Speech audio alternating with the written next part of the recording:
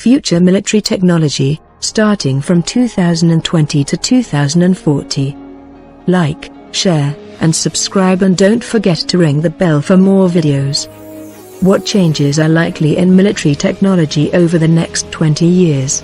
This question is fascinating on its own terms.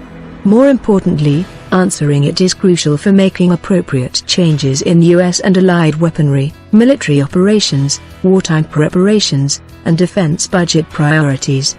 To be sure, technology is advancing fast in many realms. But it is not enough to wave one's arms exuberantly about futuristic military possibilities. The stakes are too high. Defense resource decisions need to be based on concrete analysis that breaks down the categories of major military technological invention and innovation one by one and examines each. Presumably, those areas where things are changing fastest may warrant the most investment, as well as the most creative thinking about how to modify tactics and operational plans to exploit new opportunities, and mitigate new vulnerabilities that adversaries may develop as a result of these same likely advances. Building on the methodology employed, earlier 2000 book, Technological Change and the Future of Warfare, and refined further recent paper, a retrospective on the so-called revolution in military affairs, 2000 to 2020, this paper attempts to look 2 decades into the future to aid in this important task for American defense planners. 20 years is long enough to represent a true extrapolation into the future. Yet it is also short enough that existing trends in laboratory research can help us understand the future without indulging in rampant speculation. Since many defense systems take a couple of decades to develop, it should not be an overly daunting task to gauge how the world might look, in terms of deployable military technology, 20 years from now. This approach is not foolproof, as discussed in my forthcoming book, but if undertaken with the proper degree of acknowledged uncertainty, can still be quite useful. This paper's category-by-category examination of military technology employs the same basic framework that I developed in my book published in 2000, Technological Change and the Future of Warfare. The core of that book was an analysis of ongoing and likely future developments in 29 different types of military-related technologies. My goal was to attempt to determine in which areas the pace of change was likely to be revolutionary over the following 20 years, versus high or moderate. Revolutionary change is defined, notionally, as a type and pace of progress that renders obsolete old weapons, tactics, and operational approaches while making new ones possible. My methodology began with a focus on the foundational concepts of physics, to understand the limits of the possible. I also examined the scientific, engineering, and defense literature on various types of technological research, to understand what was likely to be developed over the 2000 to 2020 time period. Finally, armed with my own initial estimates of key trends in those 29 areas, I then consulted with experts, including at several of the nation's major weapons laboratories, for their feedback and advice. With this research complete, I then argued in the book that in fact only 2 of the 29 categories of technology were likely to experience truly revolutionary change, and thus to create the potential for military revolution when combined with other kinds of available technologies as well as new operational and strategic concepts. Those 2 areas of predicted revolutionary advance were computer hardware and computer software. As discussed further in my concurrent paper, a retrospective on the so-called revolution in military affairs, 2000 to 2020, I have subsequently concluded that I was right about computers but should have added robotics to the list of technologies likely to experience radical change. My earlier estimate, in 2000, forecast a high pace of change for robotics such as unmanned aerial vehicles, rather than radical or revolutionary progress. Notably, there are now some 20,000 unmanned vehicles of various types in the Department of Defense's (DoD) inventory, and the various new uses to which they have been put during this century, from Iraq and Afghanistan to the broader Middle East and beyond, are remarkable. Enemy forces are increasingly using robotics, too. I should have also underscored the degree to which progress in computers could create vulnerabilities, as nations increasingly utilized computer systems and software that created potentially gaping weaknesses in their military capabilities. This point proved important enough that in retrospect I should have given it special and separate emphasis. Thus, in my earlier taxonomy, I had one important area of technology where I underestimated the potential for revolutionary advancement, and another where I should have underscored additional dimensions of likely change. In the earlier book, I also predicted that another 7 categories of technology would likely witness high change: chemical sensors, biological sensors, radio communications, laser communications, radio frequency weapons, non-lethal weapons, and biological weapons. The remaining 19 categories of key military technologies, many of them sensor technologies or major components of weapons platforms like ground combat vehicles, aircraft, ships, and rockets, seemed likely to advance at only modest or moderate rates. In my concurrent paper, I revisit these prognostications one by one. In general, the thrust of my estimates seems to have been mostly correct, though with a number of specific imperfections in which progress that I had forecast to be high or rapid proved to be only moderate, or vice versa. Crucially, however, putting aside robotics, I do not believe that any of the remaining 26 areas of technology did in fact undergo revolutionary change. 2 lessons emerge from this previous analysis. 1. The approach I developed in the 2000 book appears useful. Assessing future trends in military technology by examining a number of fairly broad, yet also fairly specific and discrete areas of defense-related technology, and then integrating these individual findings into a broader framework for predicting future war, is valuable. This methodology discourages hyperbole based on cherry-picking areas of technology that may be most, or least, promising.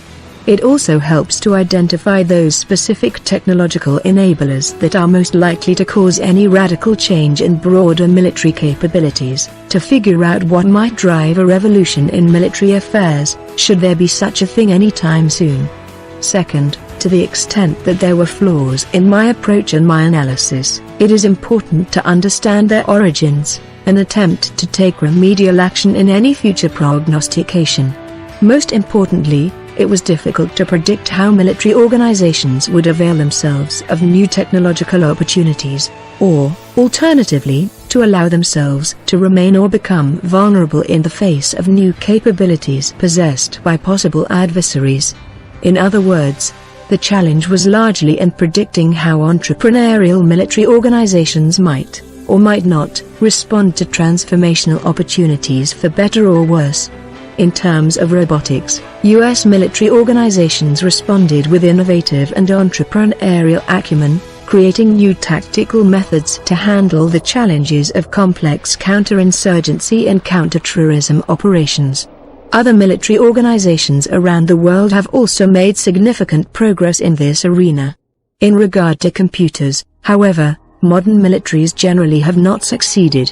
Indeed, they carelessly allowed themselves to build Achilles' heels into their own systems, as well as their supporting national civilian infrastructure that is often essential to the operations of modern military forces.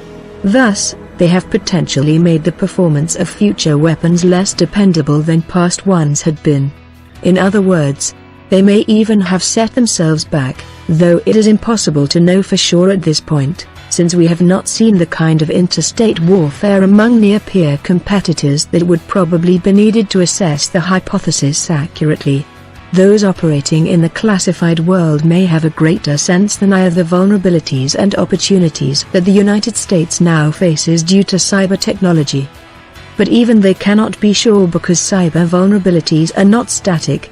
They are always evolving in a game of measures and countermeasures, even faster than in other areas of military operations characterized by these kinds of dynamics, such as electronic warfare. In addition, the ripple effects of any cyber attack often cannot be easily foreseen even when specific vulnerabilities are understood. There may also be important path dependencies about how different types of failures might collectively affect a larger system. It is difficult to evaluate these possibilities by examining individual vulnerabilities alone. It is not surprising that forecasting the future would be hardest when complex concepts are involved and when large military organizations are the key actors. Scientists can invent new capabilities in ways that are often partially projectable and foreseeable over a 20-year time horizon based on what is known about their present research activities as well as opportunities opened up by the state of modern science and engineering. However, when it comes to combining technologies into systems and operational concepts that can be instrumental in fighting wars, the human dimension of organizational performance, influenced by the external combat environment as well as domestic and bureaucratic politics, introduces new variables into the mix, as the writings of Stephen Rosen, Thomas A. Hart, Barry Posen, Stephen Biddle, and others attest. The Revolution in Military Affairs, RMA, debate of the 1990s underscored the reality that, while technology can provide the raw materials for military revolutions, those revolutions must ultimately be sparked by entrepreneurship and organizational adaptation. This was true historically, as with the inventions or transformations of the Blitzkrieg, integrated air defense, aircraft carrier operations, amphibious assault, anti-submarine warfare systems, and the atomic bomb in the 1930s and 1940s. It remains true today. To preview the results of this paper, my overall assessment is that technological change of relevance to military innovation may be faster and more consequential in the next 20 years than it has proven to be over the last 20. Notably, it is entirely possible that the ongoing, rapid pace of computer innovation may make the next 2 decades more revolutionary than the last 2. The dynamics in robotics and in cybersecurity discussed here may only intensify. They may be more fully exploited by modern military organizations. They will likely extend in important ways into the artificial intelligence, AI, realm as well. At least, an examination of the last 20 years would seem to suggest the potential for such an acceleration. That is particularly true in light of the fact that multiple countries, most notably China, but also Russia, now have the resources to compete with Western nations in military innovation. Some other areas of technology, perhaps most notably directed energy systems, hypersonic missiles, and certain types of advanced materials, could play important supplemental roles in making the next 2 decades a true period of military revolution, or at least a very fast and ongoing rapid transformation. My assessment of trends in key areas of military-relevant technology is organized into 4 categories. The first is sensors, of many different types, which gather data of relevance to military operations. The second comprises the computer and communications systems that process and distribute the data. Third are major weapons platforms and key enabling technologies for those platforms. Fourth are other types of weapons systems and other technologies, many relatively new. Within these 4 general areas, all of the 29 subcategories of technology that I employed in the 2000 book are attained here, in addition to 10 new subcategories. 4 of the 10 are within the computers and communications category: offensive cyber capabilities, systemic or Internet of Things networking, quantum computing, and artificial intelligence and big data.